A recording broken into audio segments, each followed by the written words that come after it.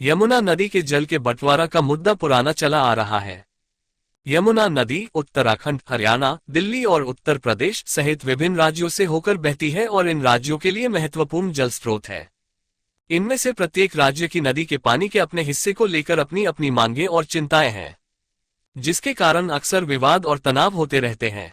इन जटिल मुद्दों के समाधान के लिए ठीक 3 दशक पहले 1994 में ऊपरी यमुना नदी बोर्ड UYRB का गठन किया गया था। ये बोर्ड जल शक्ति मंत्रालय के अधीन एक अधीनस्थ कार्यालय के रूप में कार्य करता है। UYRB का प्राथमिक अधिदेश संबंधित राज्यों के बीच यमुना के सतही प्रवाह को आवंटित करना है। बोर्ड के निर्माण का उद्देश्य जल संसाधनों का उचित और समान वितरण सुनिश्चित करना और भिन्न हितों और जरूरतों के कारण उत्पन्न होने वाले संघर्षों का प्रबंधन करना था। अब आते हैं दिल्ली के जल संकट पर, जो तकरीबन 3 दशक पहले शुरू हुआ था।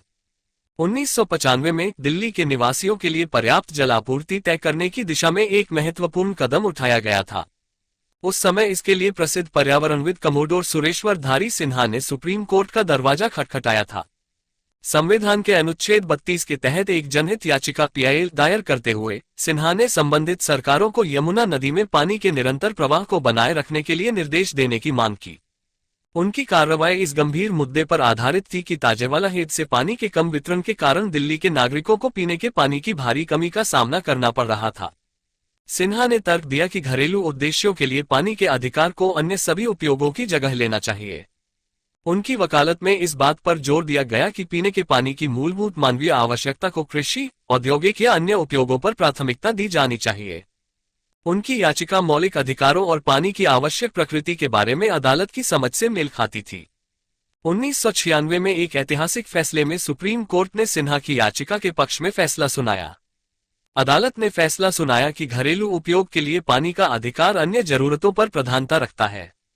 नतीजतन दिल्ली राज्य पानी के अतिरिक्त आवंटन का हकदार था।